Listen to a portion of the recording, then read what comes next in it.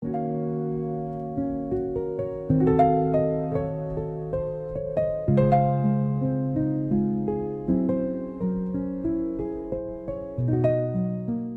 dia, boa tarde, boa noite, malta porreira, que mais uma semana houve o Make Selvas Great Again. Bem-vindos ao 10º episódio desta terceira temporada. Isso mesmo, episódio número 10. E com isso, indo aqui um pouco à boleia da cidade, nós tanto gostamos, vamos olhar para os 10 anos do Convento de São Francisco. Atenção, não lhe chamei comemoração ou celebração, ou quem sabe funeral. O tempo dirá. O meu nome é Gil Conceição e estou aqui com o meu camarada Francisco Vicente. Boa tarde, bom dia, boa noite. Hoje foi ao contrário. Uma pessoa fica aqui até meio sem saber o que dizer quando um tema como o Convento de São Francisco nos surge, na por cima dos 10 anos, uma data redonda, uma data que se quer celebrativa, não é? Vamos ver realmente, como tu dizes, e bem, se isto é uma comemoração, uma celebração ou se um funeral. E vamos falar aqui então dos 10 anos do Convento de São Francisco, que foi inaugurado exatamente quando o nosso programa vai para o ar, dia 8 de abril de 2016. Portanto, nós estamos aqui na MUS a falar em cima do acontecimento nos exatos 10 anos do Convento de São Francisco, como o conhecemos, obviamente, porque ele tem uma história muito anterior e vamos fazer aqui um bocado também de uma retrospectiva histórica, para as pessoas entenderem também um bocado o valor e a dimensão que o convento teve ao longo dos séculos. Ele é fundado no século XIII, em 1247, é ali na margem esquerda, mas mais cá em baixo, junto ao que é hoje a Ponte Santa Clara. E depois, claro, todos nós sabemos das cheias, não é? Não é algo novo. Sentiu-se a necessidade de subir ali uns patamares e o novo edifício para ser construído num local mais seguro, ali no sopé da colina de Santa Clara, e terá sido lançada a primeira pedra já do novo convento, já muitos séculos depois, portanto estamos aqui a falar já de 1602, portanto quase 400 anos depois eh, do seu surgimento. Supostamente um projeto, pensa-se, da autoria do arquiteto Vincenzo Cazzale, portanto aqui um italiano que vai dar guarda a sua graça a Coimbra, terá sido inaugurado finalmente a 29 de novembro de 1609, com os franciscanos a ocuparem então um novo convento. Entretanto, dão-se as invasões francesas, ali no início do século XIX, de 1807 a 1810. As tropas ocupam o convento, que serviu ou terá servido de quartel e hospital. Claro, partiram tudo, pilhagem, destruição, morte, pronto, Típico. o típico, os motos do costume. E é engraçado porque quando das escavações arqueológicas e da construção e da reconstrução do convento, da reabilitação para aquilo que nós hoje conhecemos, com o auditório e transformado numa casa cultural, entre 2010 e 2013, quando foram estas campanhas arqueológicas, encontraram, até se falava isso bastante, como se fossem umas valas comuns ou uns cemitérios, porque encontraram ossos, encontraram partes de fivelas, medalhas, pá, botões, portanto, coisas de vestuário e tudo mais, pertencentes certamente às pessoas da altura, se calhar alguns soldados, se calhar outros civis, e eu por acaso recordo-me deste achado na altura e portanto que pertencerá aqui este início do século XIX às invasões francesas.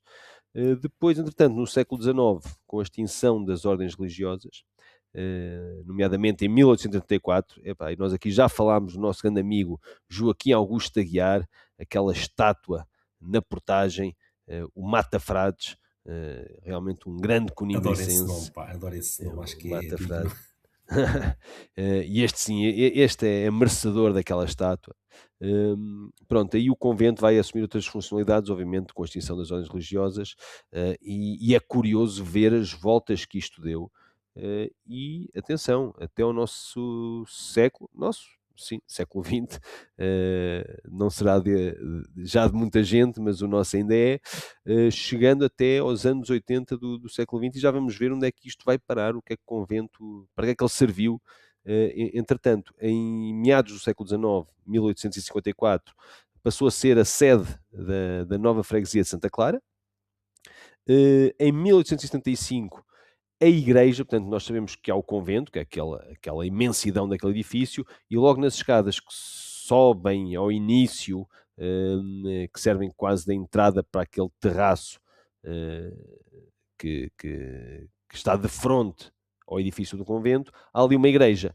E, portanto, essa igreja foi desanexada das funções que tinha o restante complexo e transformou-se numa fábrica de massas alimentícias. E isto está extremamente bem documentado, que era propriedade de um tal de José Vitorino Botelho de Miranda.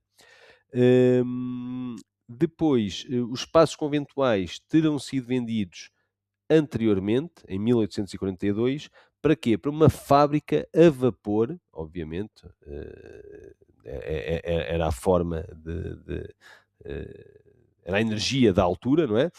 Para fiação, torcedura, tecelagem e tinturaria de algodão, lã e seda, ou seja, uma fábrica têxtil. Era o restante convento, era desde 1842, detido por José Melo Soares Albergaria, e era uma fábrica têxtil. Portanto, tínhamos fábrica de massas alimentícias na igreja e o restante, aquele enorme edifício, como uma fábrica têxtil. E dizer, ainda dizes tu que não há indústria, ou que não havia indústria em Coimbra, olha para isso. Aí dois Havia, exemplos. pois, não, foi, Em bons tempos, bons tempos. ou foi uma desindustrialização. Um dia destes ainda vamos falar acerca disso. Está aí um Eh, bom tema. Exato, é um bom tema. Depois começou-se a designar como Companhia de Fiação e Tecidos de Coimbra, cá está, portanto aqui já parte de uma história moderna da cidade, toda a gente conhece os tecidos de Coimbra, eh, que acabou por encerrar ali quase no início de 1880. Eh, Houve também ainda uma constituição de uma sociedade de comércio e indústria, PEIG. Pá, eu não sei, isto não me parece meio catalão ou assim, eu não sei, não consegui investigar onde é que isto veio. PEIG, Planas e Companhia, em 1888, também constituiu aí uma unidade fabril têxtil, mais uma vez. hum, e, na altura, as instalações da fábrica, aqui mais uma um episódio curioso, eram arrendadas a um tal de Emídio Júlio Navarro. Epá, eu acho que isto faz isso há umas campainhas às O nome pessoas de diz alguma Coimbra. coisa? Então exato, Emílio Navarro, e pronto, exato. Eh, Entretanto, isto continua sempre ali com um projeto têxtil, que labora, na verdade, com tecidos e confecções, entretanto, transformou-se em Clarcop, em finais dos anos 70, já do século XX, mantém-se a funcionar com esta designação, esta tal Clarcop, portanto, claro, não sei do que é que será a COP de cooperativa, durante os anos 80 e finalmente em 86, 1986, é adquirido pela Câmara Municipal de Coimbra, e muitos anos sem ocupação permanente, apenas com alguns eventos pontuais, quase todos ali do domínio artístico, e até que se dá o início das obras de requalificação do antigo Convento de São Francisco, que se iniciam em 2010, para termos agora aquilo que nós conhecemos como uma casa de espetáculos, de eventos, para receber tudo o que seja cultural, artístico, também tudo o que seja da parte até muitas vezes empresarial, portanto um multiusos na verdadeira acessão da palavra. Só não dará para desporto, não é? Mas tudo o que seja no âmbito da cultura e das artes, sem dúvida, um espaço absolutamente espetacular. O projeto é de João Luís Carrilho da Graça. E eu devo admitir que acho que o projeto é absolutamente extraordinário, a forma como se insere ali. Ninguém diria que era possível fazer eh, de um convento ter um auditório para 1125 pessoas, além de umas 11 salas, eh, 11 salas, onde 3 ou 4 delas dão para mais de 400 pessoas, e consegue em, eh, ao mesmo tempo, albergar 5.000 pessoas. Ou seja, se estivessem a decorrer eventos ao mesmo tempo em todas as salas, e em todos os locais, do convento, ele albergaria 5.000 pessoas. Tem capacidade para 5.000 pessoas. Portanto, demonstra bem a ambição. Pá, nós temos pavilhões inteiros que não conseguem albergar 5.000 pessoas. Eu estou-me a lembrar de um multiusos de Guimarães, se não me engano, que dá ali à volta das 3.000, 4.000, e é um multiusos, pá, bastante grande. E portanto aqui vemos a dimensão desta obra e a forma como foi possível inserir na paisagem, sem estragar a paisagem, sem estragar o convento, e ao mesmo tempo modernizando e dotando de valências absolutamente excepcionais, para a cultura em Coimbra, e não só Coimbra, porque uma obra daquela dimensão é suposto influenciar toda uma região, todo um distrito, portanto seria como que um polo atrativo de, eh, todas as cidades, não é? Que distam Ok. menos de, diria, 60, 70, 80 quilómetros de Coimbra, e por que não dizer mesmo 100 quilómetros, porque nós muitas vezes vamos ao Porto e jogamos ao Porto para ver espetáculos que não passam por cá, e a partir daqui esse sonho parecia real, não é? Sim. Então quer dizer que neste momento, pois é isso mesmo, então neste momento já temos condições, ou seja, antigamente não havia condições, era aceitável, QB, não haver então estes eventos, mas havendo já condições para fazer juros àquela expressão de pá, os eventos não podem acontecer sempre em Lisboa e no Porto, temos de dar também aqui atenção a outros locais. Esses outros locais, e nomeadamente Coimbra, já têm então condições, seria então de esperar que houvesse então vários eventos, certo? Parece É, que não corresponde bem à verdade. não corresponde de todo, não é? Pá, não sei, tu estás preparado, para acabar com o Make Sales Great Again e para teres uns processos em tribunal? Pá, sim, ou isso, ou se calhar para a semana vão-nos partir as pernas aí, ou se calhar Pronto. vou ter aí um pequeno azar na vida, mas já agora Epá, aqui uma nota de rodapé, até aqui tem sido a falar da parte mais histórica, grande do convento. Preparem-se, porque agora eu diria que vamos começar a descida, não é? Como se diz aqui nas viagens. Preparem-se é. que a partir de agora vai começar a descida. Epá, Ponham os mas cintos de segurança. nós já falámos sobre os forcados e nada nos aconteceu, não vai ser agora, esperemos nós. Sim. E isto começa logo mal, aquele ditado, não é? Pau que nasce torto nunca se endireita, e nós já devíamos saber isso, mas não soubemos ler a coisa. É que isto começa com um orçamento de recuperação e reabilitação, do Convento de São Francisco para aquilo que conhecemos hoje, de 23 milhões de euros. Ok, já é considerável esta Já soma, dá para muito, digo já eu. dá para muito. Pois, esta pequena maravilha, pá, que na verdade por isso é que este tema chateia e põe aqui as entranhas a arder, custou 42 milhões de euros ao erário público, ou seja, quase o dobro. Isto foi o Epá, quê? Foi um arredondamento? Foi? Não é é isso, 23, é um bocadinho é mais, isso. passa a 42, é? É que se podia dizer isso, estilo, epá, não, pronto, houve aqui um desvio, isto não é um desvio, isto é irresponsabilidade, isto é alguém que não faz ideia do que está a fazer. Sabes, É do, eu eu não, estou a quase não tenho pensar, palavras. isto passar de 23 para 42, qual é que foi a justificação? Eles foram dizer o quê? Os materiais ficaram caros por causa da guerra. Qual é que foi a justificação que eles usaram para Epá, isto? eu não quero estar a mentir e não fui tão longe aqui a recuperar a memória. A ideia que eu tenho, mas continua a ser estúpida, portanto eu também não tenho a certeza do que estou a dizer, mas eu acho que foi à conta de problemas, de construção, por causa de estar tão próxima do leito do rio, e quanto mais se escava, mais foram encontrando água. Aliás, eu acho, e aqui também não quero estar a dizer falsas informações, mas eu acho que aquilo, a essa altura, tiveram que ser instaladas umas bombas a funcionar 24 horas por dia, ou se não é 24 horas por dia, tem que funcionar de X em X tempo, mas acho que continuam lá, ou seja, eu acho que isto é algo que existe, que foi quando cavaram o auditório, porque o auditório é cavado, não é? Portanto, o auditório não existia, foi feito para baixo para não rebentar ali com a paisagem toda, nem pôr ali um mono como se fosse o Arnado, e isso acho bem. Portanto, em vez de erguerem um auditório, cavaram-no. E quando cavaram, começaram a descobrir estas coisas arqueológicas, começaram a descobrir movimentações de terra, que as terras tinham que ser paradas, portanto, houve ali realmente um grande investimento. Agora, epá, alguém que não pensa nisto, eu não sei, isto, quer dizer, Coimbra, nós sabemos das cheias da tradição, sabemos que aquilo está junto a um rio, aquilo está ali evidente, o rio está ali ao Era um lado, dado adquirido, era um dado desculpa. adquirido, quer dizer, portanto, eu lembro que na altura acho que era isto que se justificava, mas isto é uma péssima justificação, isto é basicamente dizer que quem fez o projeto, ou quem projetou, ou o engenheiro, ou quer que seja, basicamente errou a toda a linha, não soube sequer prever as dificuldades que teria à sua frente. Quer dizer, isto só demonstra um amadorismo total. hum, e lá está, isto acaba por ser também uma metáfora do nosso Portugal, não é?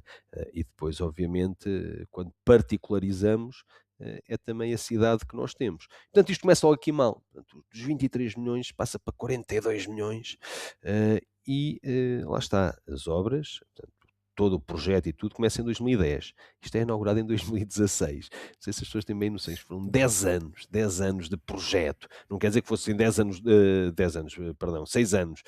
Não quer dizer que sejam todos de obra, mas de projeto foram 6 anos. Epá, quer dizer, não, é o que eu digo, nós já devíamos estar a ler a coisa e não soubemos ler e depois é o que temos.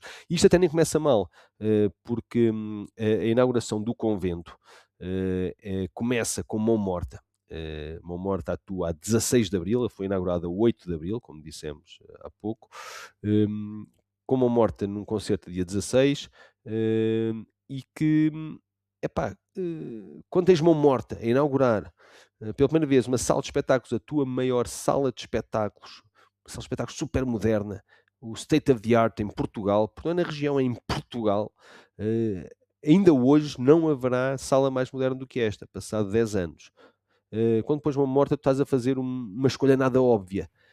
Estás a criar uma ruptura com a Coimbra da pseudo-intelectualidade, da Coimbra conservadora, do eruditismo, em que só podem vir se for música clássica e uns bailados e não sei o quê. Não, corta-se com isso totalmente, com essas temáticas herméticas, e é um corte. E tu pensas, pá, uma pedrada no charco, mão morta, espetacular. Pá, estamos a falar de uma inauguração em que são convidadas as pessoas todas da Câmara, em que são convidados todas as gentes da cidade, o creme de la creme, a nata da sociedade coimbrã, que é as tias e os tiozinhos de cabelo armado da Vênus e do Moinho Velho, e de repente gramou ali com uma morte, é pá, excelente, pá, Só para excelente. abrirem a pestana. Exatamente, ou seja, é pá, eu acho aqui, eu falo por mim, respirou-se ali um bocado de oxigênio, estilo, não, isto, Coimbra vai ser diferente em termos culturais, pá, isto vai abanar, vai ser altamente, vão trazer aqui coisas espetaculares de fora, nacionais, o que quer que seja, vai ter aqui capacidade para tudo e com espaço também para essas coisas mais clássicas e eruditas, música clássica, bailados, grandes óperas, o Aida, aquelas óperas em que se vê com um cenário, com uma obra cênica espetacular. hum, era isso que se queria. E depois vem Benjamin Clementine, ainda em junho de 2016, epá, logo a seguir, que é também, epá, mais uma vez, é incrível pá, ter alguém da dimensão de Benjamin Clementine, porque ele nesta altura já era super conhecido, a atuar ali na tua cidade, é pá, brutal. Os bilhetes esgotaram em 24 ou 48 horas, claro, porque Coimbra nunca teve nada e finalmente tem alguma coisa de jeito. Depois volta cá em 2019, Benjamin Clementine. Portanto, a coisa parecia realmente estar a fervilhar, estar a dar, depois o que é que se deu? Depois Coimbra aconteceu. Coimbra a ser Coimbra. Também não ajudou nada a pandemia, não é? Ali em 2020. Hum, Tivemos desde 2017 até 2022 Isabel Worm como responsável cultural ali do convento. Portanto, foram 5 anos. Isto para dizer o quê? Isto foram os 5 anos mais estáveis da história do convento. Obviamente que 2020 a 2022 quase não conta porque é toda a Esse foi pandemia. fácil. Pronto, exato, mas epá, há que dar aqui a mão à palmatória de 2017 a 2020, daquilo que nos recordamos, dos espetáculos que aqui tiveram, foram realmente de alguma qualidade e havia aqui alguma marca, alguma chancela de manter uma coerência. Epá, e depois começa o descalabro a partir de 2022, mas o descalabro total. Eh, Houve 8 8 pretensos, isto nem se pode chamar programadores, que eles não tiveram tempo para aquecer o lugar, 8 pretensos programadores durante estes 10 anos. Retiramos daqui desta equação a Isabel Worm, ficam 7. 7 que foram desde 2022 até hoje. Pá, 2026 ainda agora começou, portanto é 2022 a 2025, tens 7, portanto isto dá 2 por ano. Epá, isto quer dizer, A média já não eh, está boa. a média já não está boa, não é? Num trabalho que tu queres que seja coerente, que te dê tempo, que tu penses, tens de falar com os agentes culturais todos do país, internacionais também, ganhar confiança, fazer orçamentos, tentar convencê-los, tentar arranjar datas, todo este trabalho é um trabalho muito difícil, dinâmico e que é preciso estar presente recorrentemente para ganhar a confiança de todos os agentes envolvidos, de forma a trazer cá os melhores espetáculos nas melhores datas. É assim que funciona em todo lado, menos em Coimbra. Voltamos a dizer, desta dimensão, eu não conheço ainda hoje, desta dimensão, estamos a falar dos coliseus, não estamos a falar de outros, desta dimensão, ainda não há em Portugal nada mais moderno e com melhores condições do que este. Então depois começa aqui o carrossel, pá, que é uma coisa incrível. Celeste Amaro, que entra em 2022, e agora vou-te dar aqui uma hipótese. Quanto tempo é que achas que ela ficou? 6 dias, 6 semanas ou 6 meses? Só olhando para a média diria 6 meses, mas algum diz que não chegou a 6 meses e Ficou esteve lá longe disso. 6 dias. Celeste 6 Amaro em dias. 2002 ficou 6 dias. 6 dias. Epá, não completou Se uma semana 6 sequer. dias Quer nem dizer, dá para conhecer as pessoas com quem vais trabalhar sequer. exato, não dá para nada. Eu não sei, pronto, esteve lá 6 dias. Depois foi Francisco Paz, que esteve lá 8 meses. E 8 meses porquê? Porque este Francisco Paz era um pré-reformado. Já se sabia que dali a 8 meses ele se ia reformar. No entanto, colocaram-no lá na mesma para tapar o buraco, sabendo que o homem se ia embora passado 8 meses. Conclusão, foi-se embora em outubro porque se reformou, quando já sabia que ele se ia reformar. Não sei porque é que o colocaram lá. Mas pronto, continuando. No final desse ano, portanto, ainda estamos a falar de 2022, portanto, em 2022 já vamos para o terceiro. Entra Paulo Pires, que até podia ser o ator, mas não é. Mas que saiu logo em fevereiro de 2023. Pá. Ah, pá, Também não aqueceu. não, alegou ali umas razões pessoais, que parece não eram assim propriamente razões pessoais, era apenas, acho que teve vários impedimentos de levar avante a programação que ele desejava. Entra depois Maria Carlos Pego, em março de 2023, portanto, logo no mês a seguir, mas teve uma série de casos de polémica com ali interesses pessoais, com uma amálgama ali de histórias, historietas mal contadas, e pronto, acaba por sair um bocado contrariada e pressionada pelo mediatismo dessas situações. Luís Rodrigues entra a 1 de julho de 2023, mas só vai até novembro, porque entretanto surge uma queixa de assédio e pronto, o rapaz, o homem, Luís Rodrigues, saiu confrontado com essa acusação. Dá-se o regresso de Maria Carlos Pego, que acabava de lá estar e pelos vistos tinha saído por causa de histórias mal contadas, mas regressa, apesar de ter as histórias mal contadas, ainda há meia Ficaram. dúzia de meses, quer dizer, pronto, de repente já não são mal contadas, não sei. As histórias passaram Eh, a ficar todas bem contadas Exato, é nesse isso, tempo. é isso. Não E sou de depois, intrigas, mas pá, parece. Eu não sou de intrigas, mas pá, digo que há mas, aqui talvez uma possível causa e efeito, digo eu, mas porra, pronto, vá. Fica agora com o processo em Depois, cima, esse é ficamos o por primeiro aqui. processo, exato, ficamos já com o primeiro processo.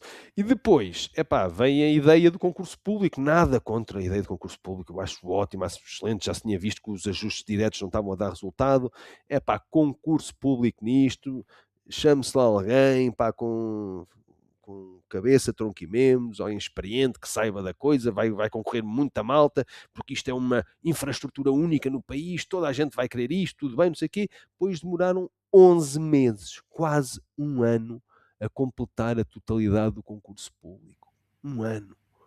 Um ano desde que se pensou, que foi lançado, que não sei o quê, 11 meses. E, finalmente, dá-se o anúncio da contratação de Micael de Oliveira no final de 2025. Portanto, agora aqui às portas do nosso ano, onde estamos agora. Pois bem, o que acontece com, com o novo executivo camarário? O que é que se decide? Margarida Mendes Silva, portanto, a vereadora com o pelouro da cultura, anula o concurso.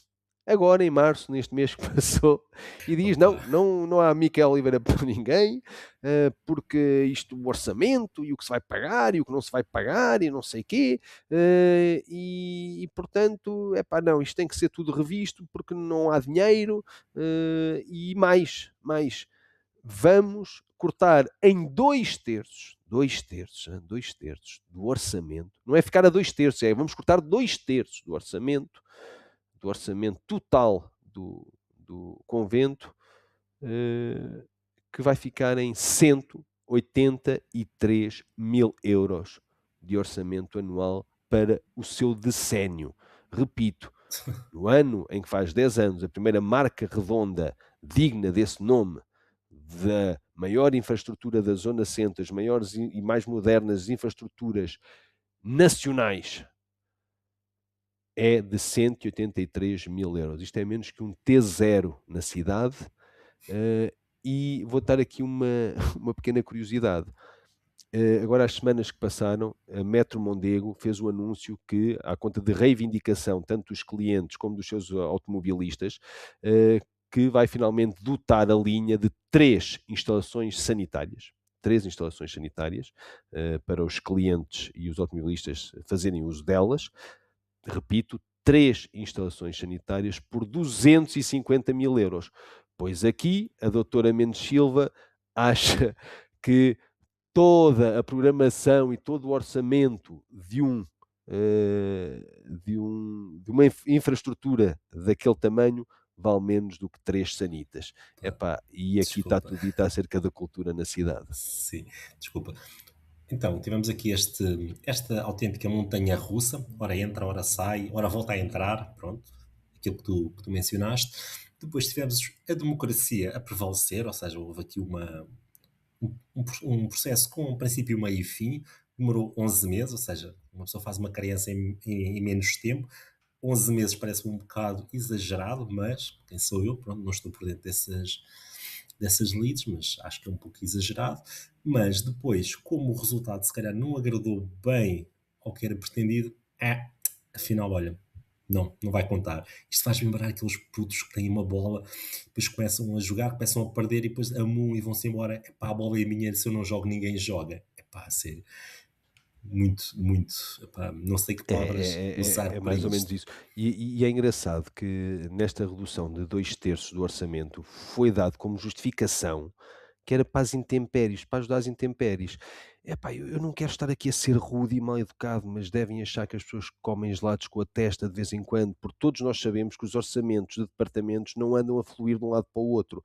Não é por eu retirar a cultura que o Ministério da Cultura depois vai reverter esse orçamento para ajudar para as intempéries. Isso há fundos próprios para isso, não se retira de um bolo para o outro. E isso não existe. Ou a existir, então estamos na bancarrota absoluta, fechem a cidade, acaba-se já com isto tudo. E portanto, isso não acontece. Há fundos próprios para isso, que têm que ser pedidos, que têm que ser exercidos. Há realmente formas de contenção pública e tudo mais. Agora, não são eu nem sei, os 400 mil euros ou não sei o que do resto do orçamento que vão salvar a intempérie do que quer que seja. E estamos a Sim, falar aqui de coisas diametralmente opostas. O que é que a cultura tem a ver com o raio de uma intempérie? Então, para isso, volto a referir, tinha-se que reabilitar todos os orçamentos de todos os departamentos e canalizá-los todos, não sei, para a proteção civil ou lá quem é que toma conta disso. Sim. A questão é que isto é aquele chavão que, à partida, ninguém vai, vai levantar ondas, por assim dizer. Ok, tem a ver com intempéries, foi algo que abalou bastante a cidade, ou abalou a cidade, sim. Então, isto é aquilo que ninguém vai questionar. Mas isto acontece, não é bem assim.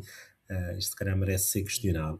Aqui um outro ponto, tu disseste, então, o valor foi reduzido em 2 terços. Ou seja, olhando para o que geralmente costuma ir então aqui ao convento, já não é assim muito, já não é muita coisa, em termos assim mais conhecidos, tem assim alguns nomes mais secundários.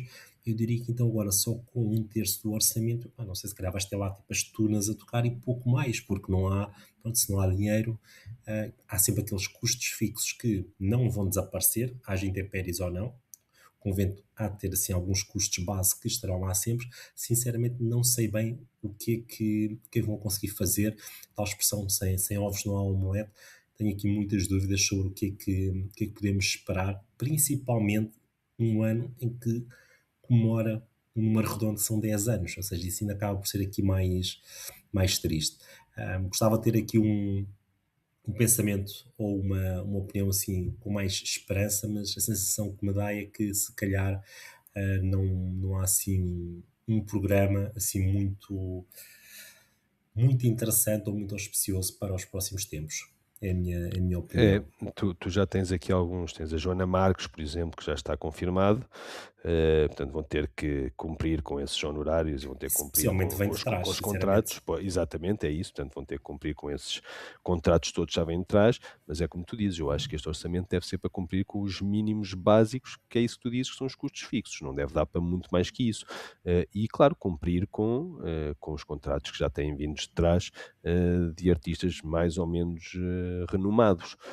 Nós fizemos aqui só uma pesquisa muito curta, eu vou tentar não me estender muito mais, mas vimos artistas internacionais que por cá passaram, e muitos deles, lá está, pá, são internacionais, acredito que sejam absolutamente geniais, mas também muitas vezes não têm aquele.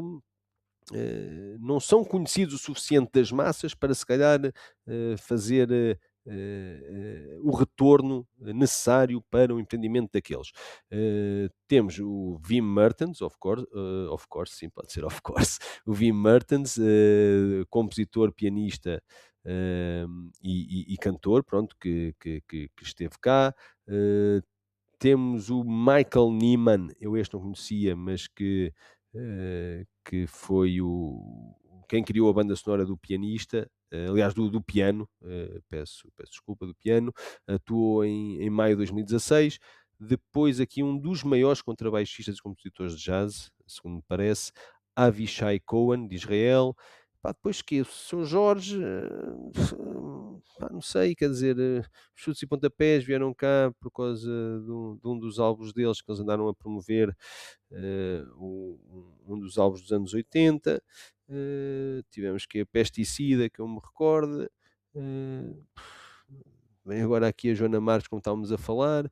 Depois, quando estamos a dar por nós estamos a falar de uma programação de Cátia Guerreiro, Miguel Araújo, pá, o Pedro Joia, que tocou no outro dia na igreja, o Pedro Brunhosa também já cá veio. Quer dizer, isto não difere rigorosamente nada dos cineteatros das vilas todas deste país, rigorosamente nada ou quase nada, já para não dizer que é inferior em muitos aspectos a outros, como seja o CAI, aqui ao lado da Figueira, que tem condições muito menores. Isto está preparado com fosso de orquestra, isto tem o palco, uma área total de 650 metros quadrados, tem uma largura total de 38 metros, tem uma profundidade de 18 metros, e tudo isto foi feito para produções de grande escala, de bailados, de óperas, grandes concertos, grandes encenações, e tu tiveste cá disto zero. Zero, zero. Tiveste o Benjamin Clementine, como vimos o Wim Mertens, tivemos, epá, contam-se um ou dois por ano numa coisa que devia ter uma programação quase mensal de grandes nomes. E depois tens os nomes portugueses, que vão a todos os cineteatros dessas aldeolas espalhadas pelo país e pronto. E depois, claro, tens a mostra de BD, tens aquela da doçaria conventual e contemporânea de Coimbra, pá, pronto, ok.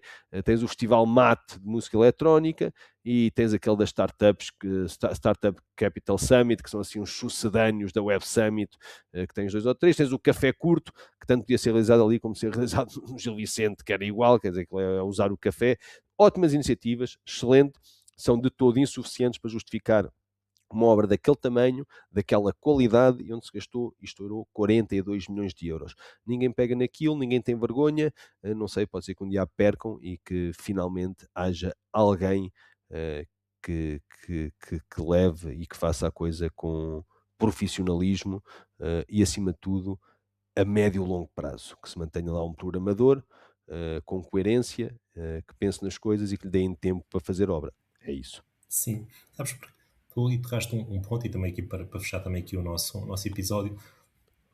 Basicamente, essa pessoa, essa personagem é responsável então pelo conjunto de eventos que vão acontecer no convento, ou seja, é a pessoa que vai então ter os contactos, seja com bandas, com artistas, com peças de teatro, ou seja, basicamente tem uma responsabilidade bastante grande e é um pouco difícil de compreender como é que é alguém que possa ter assim passagens tão passageiras, assim tão, ou tão repentinas, ou então que possa estar associado à cor A, B ou C. Ou seja, isto devia ser, tipo, estás a ver aquelas personagens que são independentes. Pá, devia É, ser isso. Não há outra mas, maneira de ser mas este, tão, de ser mais como é, claro. como é que ele se chamava? Não é Micael Micael? Carreira, mas é Não. Micael, depois encontra-me aí o nome, se faz favor, para não estar aqui a errar. Micael de Oliveira. Este Micael de Oliveira seria nesse sentido, seria o primeiro apolítico a tomar conta da programação do. Porque os outros todos foram nomeados, os outros todos foram por ajuste direto, todos os outros foram os presidentes de Câmara ou alguém muito próximo que os nomeou. Portanto, foram cargos políticos para uma Casa da Cultura, e não é uma Casa da Cultura qualquer, pá, se fosse a Casa da Cultura ali da Pedro Monteiro, que é um barraco, que tem uma biblioteca Zeca e que tem umas coisas para os putos de 6 anos, é pá, tudo bem, é pá, que no meio quem quiserem. Para uma obra gigantesca, absolutamente brutal, absolutamente espetacular, que podia, e é isto que nós temos que meter na cabeça, que podia fazer diferença na cidade e influenciar gerações que sairiam daqui, de Coimbra, com muito mais cultura, muito mais bem preparadas e a fazer inveja a muitas outras cidades, não só em Portugal, como na Europa, perdeu-se essa oportunidade pelo menos nestes 10 anos. Portanto, é uma Sim. oportunidade perdida este convento, completamente. É uma metáfora daquilo que nós somos. Sim, E e agora, olhando para o desculpa, e olhando aqui para o que se espera nos próximos anos, tendo por base a capacidade financeira que mencionaste, se calhar o futuro não é assim tão próspero, é a minha opinião. a Mendes Silva fala aqui numa coisa que ela está correta. Ela diz que realmente o convento consome muito dinheiro, pois consome, obviamente. E então diz ela que pronto, tal, tem que haver aqui uns reajustes, tem que se pensar, tem sempre que se pensar, sempre que alguém entra, tem sempre que se pensar alguma coisa. Agora passaram foi 10 anos, não sei como é que isto não se Dá pensou muito antes. tempo para pensar. Dá mais tempo a pensar. E diz ela, e aqui a culpa não é da doutora Mendes Silva, é de quem lá está desde sempre a fazer isto desde 2010, portanto, que ele já foi pensado em 2010, na verdade, ela anunciou que tem que se procurar mecenato. Porra, eu não fazia ideia que não havia mecenato para o convento de São Francisco. Também não fui investigar, não sei se isto é mais uma vez a tirar areia para os olhos, mas pelos vistos não há. Pá, não há mecenato para o convento de São Francisco. Pá, vamos aos Estados Unidos, vamos aos países anglófonos aqui, o Reino Unido, vamos à Alemanha, vamos à França. Tudo, tudo se mexe com mecenato, tudo o que seja cultura, exatamente para isso, para a cultura ser independente, para a cultura não ter que andar atrás de pseudo-intelectualidades, de coisas que depois têm espetáculos vazios, porque é preciso dinheiro. E realmente isso é com mecenato, é com os bancos, com as melhores empresas de cada país, que se faz essa angariação de fundos que depois ajudam a atrair os melhores espetáculos. Mas isso faz parte de qualquer gestão de qualquer grande espaço. Ou seja, isso já devia estar, já devia ter sido pensado há 16 anos, quando se começou a fazer o projeto. Pelos vistos, não há mecenato de apoio ao Convento de São Francisco. que eu não fazia a mínima ideia e que também me apanhou de surpresa e S demonstra mais uma vez todo o amadorismo da coisa, e que estamos entregues, a isto, a esta sim, palhaçada, que nos vai comendo aqui a cultura e que vale menos do que 3 chanitas, como ou dissemos a há falta pouco, dela, ou a ou falta a falta dela. dela, exatamente. Exato. Olha, para não nos alongarmos aqui muito mais, eu se calhar, deixava aqui só no ar uma última questão para os nossos ouvintes. Partilhem connosco também a vossa opinião sobre este tema. É verdade que o tema é um pouco mediático, sim. Não tenham problemas em partilhar então a vossa opinião, seja via Instagram ou mesmo nos comentários aqui da nossa página no Spotify. Com isto, eu diria que fechamos então aqui este episódio sem recomendação. Como eu disse no início, isto era um episódio um pouco diferente. Fechamos então deste modo este episódio. Um grande abraço e até para a semana. Até para a semana e muito obrigado.